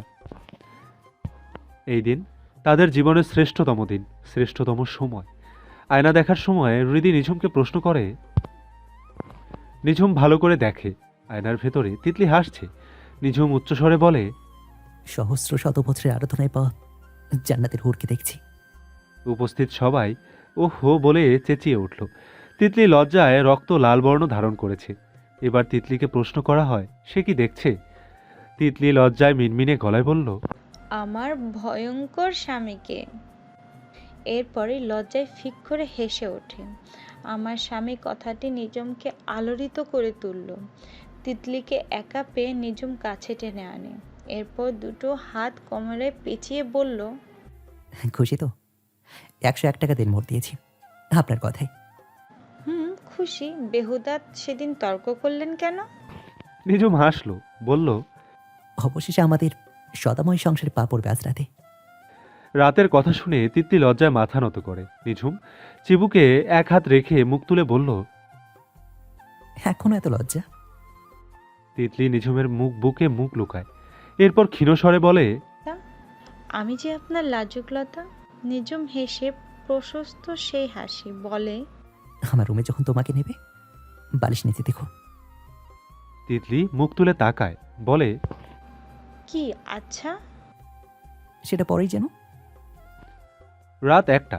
তিতলি লাল বেনারসি পরে অপেক্ষা করছে নিঝুমের জন্য। তখন মনে পড়ে নিঝুম বালিশের নিচে কিছু দেখতে বলেছিল। বালিশ সরিয়ে দেখে একটা চিঠি। তিতলি হাসলো। চিঠি খুলে পড়ে, মনে আছে 3 বছর আগে বিয়ের রাত নিয়ে আমার ইচ্ছে জানতে চেয়েছিলে, কিন্তু বলিনি। আজ সেই কাঙ্ক্ষিত রাত। বিছানার ডান পাশে যে সাদা ওয়ার্ড্রপটা আছে সেখানে খুঁজতে থাকো। কি আছে বলবো না, তোমার চোখের সামনে পড়লে তুমি নিজেই বুঝতে পারবে। তিতলি ওয়ার্ড্রোবে খুঁজতে থাকে কিছু একটা, কিন্তু কি জানে না। আকস্মিক চোখের পর্দায় ভেসে ওঠে সাদা সিল্ক শাড়ি, ব্লাউজ, সাদা ফুল, আরেকটা চিরকুট। তিতলি হা হয়ে যায়। চিরকুট খুলে পড়ে, লজ্জায় লাল হয়ে যায়। নিঝুম চিরকুটে বর্ণনা দিয়েছে কিভাবে শাড়ি পরতে হবে। নিঝুম একদিন যে রুমে ছিল সে রুম থেকে বেরিয়ে দেখে বাড়িতে কেউ নেই, একদম নিশ্চুপ চারিদিক। অবাক হয়ে নির্জনকে কল দেয়। হ্যালো, তোদের কি কারো বাড়ি নেই? নির্জন বলল, সব রুহিদের বাড়ি যাচ্ছি, খালি বাড়ি এনজয় কর। এইসব তোর প্ল্যান না? রাখছিস কেন? আমার বাসর রাতে এমন সুযোগ দিস নাই বলে কি আমিও দিব না নাকি? নিঝুম কিছু বলার আগে কল কেটে দেয় নির্জন। নিঝুম মাথা চুলকিয়ে হাসে। দ্রুত পায়ে ছাদে এসে অবাক হয়। পুরো ছাদ লাইটিং করা, ফুলের পাপড়ি ছড়ানো। তিতলির জন্য গিফট কিনতে বের হয়েছিল সে, তখন হয়তো এসব করেছে নির্জন। নিঝুম ঠোঁট কামড়ে হাসি আটকায়। বড় বড় পা ফেলে রুমে আসে। নিঝুমের রুমে ড্রেসিং টেবিলে ছিল না। তিতলির জন্য আনা হয়েছে। তিতলি আয়নার সামনে বসে মাথায় ফুল দিচ্ছিল। নিঝুম গলা খাকারি দেয়। তিতলি উঠে ঘুরে দাঁড়ায়। তিতলিকে দেখে নিঝুমের দুঠোঁটে নিজেদের আপন শক্তিতে আলাদা হয়ে যায়। কল্পনায় যেমনটা ভেবেছিল তার চেয়েও বেশি সুন্দর লাগছে তিতলিকে। ছোট হাতার ব্লাউজ, গলা বড়, শাড়ি কুচি ছাড়া এমনভাবে পরেছে শরীরের 4 ভাগের 2 ভাগই ফুটে আছে। গলায়, হাতে, কোমরে, মাথায়, কানে সাদা ফুলের মালা, খোলা কোকড়া চুল। নিঝুমের হেঁচকি ওঠে। তিতলি মাথা নত করেছিল। হেঁচকির শব্দ শুনে মুখ তুলে তাকায়। দেখে নিঝুম সাদা পাঞ্জাবি পায়জামা পরেছে, চোখে চশমা নেই। গোসল করে এসেছে হয়তো, কিছু চুল কপালে ছড়িয়ে। কি সুন্দর দেখাচ্ছে। তবে এই মুহূর্তে নিঝুমকে বোকাশোকা লাগছে। তিতলি কলকলিয়ে হেসে উঠল। নিঝুম সেন্টার টেবিল থেকে 1 গ্লাস পানি তুলে নেয়, খেয়ে তিতলির দিকে তাকায়। তিতলি তখনও হাসছিল। নিঝুম এসে সামনে দাঁড়ায়। তিতলি তাকায়, সেই ভয়ঙ্কর দৃষ্টি। তবে এইবার ভয়ঙ্কর প্রেমিক নয়, ভয়ঙ্কর স্বামীরূপের সামনে। তিতলির ঠোঁটের হাসি কমতে থাকে। নিঝুম বিড়বিড় করে ওঠে, আকাশের চাঁদ নেমে এসেছে আমার কুটিরে। তিতলি আবারও হেসে ওঠে। মানুষটা কত পাগল। নিঝুম তিতলির চোখে চোখ রেখে বলে, সাদাতে শুদ্ধতম পবিত্রতার রানী। তিতলি হাসতে হাসতে বলে, আর আপনি রাজা। নিঝুম তিতলিকে 5 কোলে করে নেয়। তিতলি হেসে 2 হাতে নিঝুমের গলা জড়িয়ে ধরে। নিঝুম বলল, অন্যবার কোলে তুলে নিলে তো চিৎকার দাও, হাত দিলে না। তিতলি নিঝুমের গলা আরো শক্ত করে ধরে বলে, স্বামী পেয়েছি মনের মতো, এখন আবার চিল্লাপাল্লার কি আছে? নিঝুম হো হো করে হেসে ওঠে। তিতলি মুগ্ধ নয়নে দেখে। অনেকটা ফিসফিসিয়ে বলল, আপনার প্রত্যেকটা স্পর্শ আমার ভেতরটা তোলপাড় করে দেয়।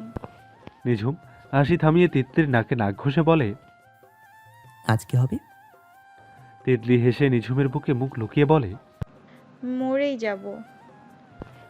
নিঝুম তিতলিকে বারান্দায় নিয়ে আসে, সোফায় বসিয়ে দেয়। হাতের ইশারায় গোল একটা স্বচ্ছ কাচের বক্স দেখায়। তিতলি তাকিয়ে দেখে 2টা প্রজাপতি বন্দি। তিতলি আর্তনাদ করে বলে, মরে যাব তো। নিঝুম হাসে, বলে, হুম, মারবে না। আর এই প্রজাপতি 2টা হাজব্যান্ড ওয়াইফ। তিতলি অবাক হয়ে তাকায়। নিঝুম বলে, প্রত্যেক দিন আমার ফ্ল্যাটে আসতো, 2জন একসঙ্গে ওড়ে, একজন আরেকজনকে চুমু দেয়। আমার বিচ্ছেদের মনকে জেলাস ফিল করাতো জানো, তাই আজ ধরে এনেছি। ওদেরকে দেখে দেখে আজ তোমাকে ভালোবাসবো। তিতলি জোরে হাসে। নিঝুম বলে, এই হাসিটা দেখতেই এত কিছু। গভীর রাতের শীতল বাতাসে খাটকে ঘিরে রাখা পর্দাগুলো মৃদু দুলছে। পুরো রুম জুড়ে একটা হারিকেন জ্বলছে। কথা ছিল মোমবাতির, কিন্তু নিঝুম হারিকেন রেখেছে। নিঝুম তিতলিকে 5 কোলে নিয়ে বিছানার দিকে এগোতে এগোতে চোখে চোখ রেখে ভয়ঙ্কর কবি কণ্ঠে নেশা মিশিয়ে বলে, বিচ্ছেদের গ্লানি শেষে অবশেষে বাসুর ঘরে প্রেমের স্পন্দনে কাঁপছে হৃদয় থরো থরো। আজ ভালোবাসার নতুন লগ্নে বইছে বাতাস ঝড়ো ঝড়ো। আর কি? আর বিচ্ছেদের সব ক্লান্তি কাটবে কোমল নিঃশ্বাসে তবে, ভালোবাসার ছোঁয়ায় ছোঁয়ায়। নিঝুম তিতলিকে বিছানায় শুয়ে এক কোণা থেকে এক কোণে ঠেলে দেয়। তারপর বিভ্রম নিয়ে বলে, একে অপরের অস্তিত্বে ডুবে যাক এই রাত। শরীরের প্রত্যেকটা শিরা উপশিরা প্রেমের রঙের রঙিন হয়ে বলে উঠুক, প্রজাপতি আমরা 2জন। বিয়ের 1.5 মাস কাটলো। নিঝুম সেদিন সন্ধ্যার দিকে বাড়ি ফেরে। অবশ্য তিতলিকে কল করে বলা হয়েছিল ফিরতে এসা হয়ে যাবে। তাই তিতলির সন্ধ্যা লাগতেই সুইমিং পুলে স্বচ্ছ পানিতে নেমে পড়ে। তার ভারী ভালো লাগে রাতে সাঁতার কাটতে। নিঝুম ছাদের দরজা অবধি এসে থমকে দাঁড়ায়। তিতলিকে জলে দেখে রাগ হয় খুব। কঠিন কথা শোনাতে 2 পা সামনে ফেলে তখন শুনে তিতলি একা একা কথা বলছে। তিতলির খুবই সুন্দর একটি স্বভাব এটি। একা একা নিজেই অন্য চরিত্র সেজে নিজেই কথা বলে। নিঝুম ঠোঁটে মৃদু হাসি রেখে জলে ভাসা জলপরীর দিকে তাকিয়ে থাকে। তিতলি অনুরোধ করে কাউকে বলছে, প্লিজ ডাক্তার, আমি একটু সাঁতার কাটি না। এরপর আবার নিজেই অন্যদিকে ফিরে নিঝুমের ভঙ্গিতে বলে, একদমই না, জ্বর কমুক তারপর। তিতলি আবার নিজের অবস্থানে এসে বলে, জ্বর নেই তো, শুধু একটু কাশি, প্লিজ। তিতলি আবারও নিঝুমের জায়গায় দাঁড়ায়, চোখ গরম করে গম্ভীর মুখে বলে, হুম, আর শুনতে চাই না। ঠান্ডা কমলে কক্সবাজার নিয়ে যাব, এখন কিছুতেই সুইমিং পুলে নেওয়া যাবে না। পরপরই তিতলি 2 হাতে মুখ ঢেকে হেসে উঠল। এরপর অনবরত ডুব দিতে থাকে। নিঝুম এবার গলায় রাগ এনে চেঁচিয়ে উঠল। তিতলি, এসব কি? সন্ধ্যায় তুমি? তিতলি কেঁপে উঠল, হেঁচকি ওঠে, তড়িঘড়ি করে জল থেকে উঠে পড়ে। ভীতু চোখে একবার নিঝুমকে দেখে উল্টো দৌড় দিতে গেলে নিঝুম কাট গলায় বলল, এই দাঁড়াও। তিতলি দাঁড়ায়। নিঝুম কাছে আসতে আসতে দৌড়ে রুমে ঢুকে পড়ল। রুমে ঢুকেই সোজা ওয়াশরুমে। নিঝুম ধীর পায়ে রুমে আসে, জুতা খোলে, শার্ট টাই খোলে। তখন ধীর পায়ে তিতলি ওয়াশরুম থেকে বেরিয়ে আসে। তার বুক থুকবুক করছে, এখনই এতগুলো ঝাড়ি খেতে হবে। নিঝুম কিছু না বলে ওয়াশরুমে চলে যায়। তিতলি ঠায় দাঁড়িয়ে থাকে। নিঝুম ফ্রেশ হয়ে ট্রাউজার পরে বের হয়ে দেখে তিতলি গুমট মুখ করে বসে আছে, চুল থেকে পানি পড়ছে টুপটুপ করে। নিঝুম তোয়ালের তিতলির মাথায় স্পর্শ করতেই তিতলি চমকে উঠে তাকায়। অপরাধী স্বরে বলে, সরি, আর নামবো না। নিঝুম তিতলিকে ঘুরিয়ে চুল মুছে দিতে দিতে বলে, এখন নিয়ে 4 বার বললে, 4 বারই কথা রক্ষা করতে পারোনি। তিতলি কাদো কাদো হয়ে যায়। সুইমিং পুলে দেখে সে নিজেকে কন্ট্রোল করতে পারে না। নিঝুম স্বাভাবিক করেই বলে, তোমার সুইমিং পুলের ব্যবস্থা করতে হবে। তিতলি আতকে উঠে অনুরোধ করে, না প্লিজ, আচ্ছা প্রমিস, এইবার শেষ। যতদিন না আপনি বলবেন নামবো না, সাঁতারও কাটবো না। নিঝুম কিছু বলল না। মেয়েদের সাথে কথা বাড়াতে নেই। কথার তালে তালে নিজেকে অপরাধ ভুলে যায়। সে অন্যদিকে চলে যায়। তিতলি নিঝুমের পেছন পেছন হেঁটে আবার বলে, আমি সত্যি বলছি, এইবার লাস্ট। ডাক্তার শুনুন না, আমি সরি, খুব সরি। প্রায় 10 মিনিট বকবক করেও যখন নিঝুমকে কথা বলতে পারল না, তিতলি রেগে যায়। নিঝুমের হাতে কামড় দিতে গেলে নিঝুম ছিটকে সরে যায়, বলে, কামড়াতে চাইলে পিঠে আর পেটে কামড়াও, হাতে মুখে না। মানুষ কি ভাবে? পর মুহূর্তেই নিঝুমের পিঠে কামড় বসিয়ে দেয়। নিঝুমের কপাল কুঁচকে যায়। তিতলি সবসময় আস্তে কামড় বসায়, মাঝে মাঝে এত জোরে দেয়, কামড়েও কোনো কাজ হলো না। নিঝুম নিজের কাজে মগ্ন। যখনই নিঝুম রুমের বাইরে যেতে পা বাড়ায়, তিতলি পেছন থেকে দুহাতে জড়িয়ে ধরে বলে, এইবার শেষ, প্লিজ, সরি। নিঝুম হেসে তাকায়, দুহাতে তিতলিকে জড়িয়ে ধরে কপালে চুমু এঁকে বলে, 3-4 দিন নিয়ম মেনে চলো, এরপর তুমি স্বাধীন। তিতলি বাধ্যের মতো মাথা কাত করে। নিঝুম বলল, বাবা এসেছেন দেখলাম, কথা হয়েছে? গিফট দিতে এসেছে। তিতলির কথা শুনে নিঝুম প্রশ্নসূচক দৃষ্টিতে তাকায়। তিতলি বলে, হানিমুন টিকেট? নিঝুম হাসে। তিতলি আলমারি থেকে নিঝুমের শার্ট বের করতে যায়। নিঝুম বলে, আব্বু দিল হানিমুন টিকিট। নির্জন, বড় চাচু, অরুণ, বড় ফুফি সবাই দিলেন, বাকি ছিলেন বাবা, সেটাও পূর্ণ হলো। তিতলি উত্তরে হাসে। নিঝুম বলে, আমি মনে হয় একমাত্র জামাই যে বিয়ের পরে গিফট হিসেবে এত হানিমুন টিকিট পেয়েছে। তিতলি নিঝুমকে শার্ট পরিয়ে বোতাম লাগাতে থাকে। নিঝুম আবারও বলে, হানিমুনের জন্য রাখা আমার টাকাগুলোর কি হবে বলো তো? তোমার ছেলে হানিমুন করবে? ছেলের বিয়ে বহু দূর, তার আগেই আরও কয়েকটা হানিমুন ট্রিপ কেটে যাবে। রাতের খাবার শেষ করে রুমে এসে বিশ্রাম করে দুজন। এরপর প্রতিদিন রাত 11টায় বাইরে হাঁটতে বের হয়। আজও তার ব্যতিক্রম হয়নি। তিতলি সালোয়ার কামিজ পরেছে, সবসময় মাথার অর্ধেক অংশ ওড়নায় ঢাকা থাকে। তখন তিতলিকে নিঝুমের নতুন বউ মনে হয়। ঠান্ডা পড়েছে বেশ, তাই তিতলি গায়ের চাদর নেয়। নিঝুমের বাহু দুহাতে জড়িয়ে ধরে রাতের নিস্তব্ধতায় মোরা ছমছমে রহস্যময় রাস্তা ধরে হাঁটতে থাকে।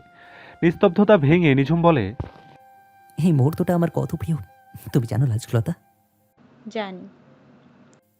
কোনো কোলাহল নেই, চারিদিক ছমছমে নিঃসঙ্গতা, মনে হয় পৃথিবীতে একমাত্র তুমি আর আমি। তিতলি বড় করে নিঃশ্বাস নেয়। রাতের শীতল আদুরে বাতাসে মন প্রাণ জুড়িয়ে যাচ্ছে। দুজন সাদার পাড়ার বিলের পাশে এসে দাঁড়ায়। যতদূর চোখ যায় মাঠ আর জল। শোষ আওয়াজ তুলে বাতাস উড়ে বেড়াচ্ছে। তিতলি দুহাতে নিঝুমের পেট জড়িয়ে ধরে বলল, এত প্রেম আমার কপালে ছিল। নিঝুম তিতলিকে নিজের দিকে ফিরিয়ে বলল, এত আদর বউ আমার কপালে ছিল। তিতলির বড় বড় আঁখি দুটি মেলে নিঝুমের দিকে তাকায়। নিঝুম খোঁচা খোঁচা দাড়ি। তিতলি দুহাত নিঝুমের দুগালে রাখে। বুকের ভেতর নরম কোমল অনুভূতি ছুঁয়ে যায়। এ মানুষটা তার, একান্ত তার ব্যক্তিগত, আপনের চেয়েও আপন, ভালোবাসার চেয়েও বেশি ভালোবাসার মানুষ। জীবনে আর কি চাওয়ার? 3 বছরের মৃত্যু যন্ত্রণা সমতুল্য কষ্টকে আর মনেই পড়ে না। নিঝুম এদিক ওদিক তাকিয়ে দেখে কেউ নেই পুরো বিলের পার এলাকা জুড়ে। তিতলিকে বলে, গান শোনাও। নিঝুমের প্রতিদিনের আবদার। এখন যদি তিতলি বলে ঠান্ডায় গলা বসে আছে, সুর আসবে না, নিঝুম শুনবে না। তাই তিতলি নাকচ করল না। সে জলের দিকে মুখ করে দাঁড়ায়। নিঝুম তিতলিকে পেছন থেকে জড়িয়ে ধরে তার কাঁধে চিপুক রাখে। তিতলি মৃদু কেঁপে গান ধরল। অনেক সাধনার পরে আমি পেলাম তোমার মন, পেলাম খুঁজে ভুবনে আমার আপনজন। তুমি বুকে টেনে নাও না প্রিয় আমাকে। আমি ভালোবাসি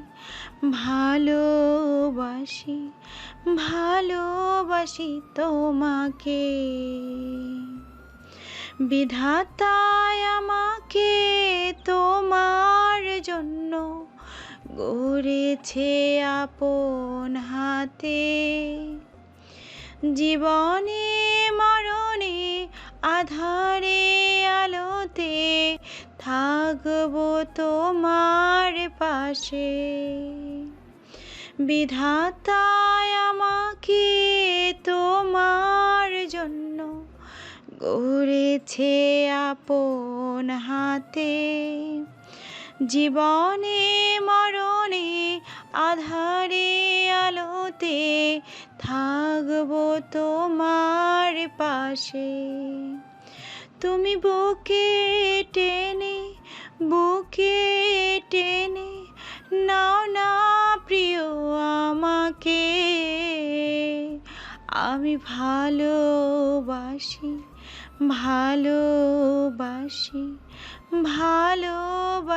তোমাকে। অনেক সাধনার পরে আমি পেলাম তোমার মন, পেলাম খুঁজে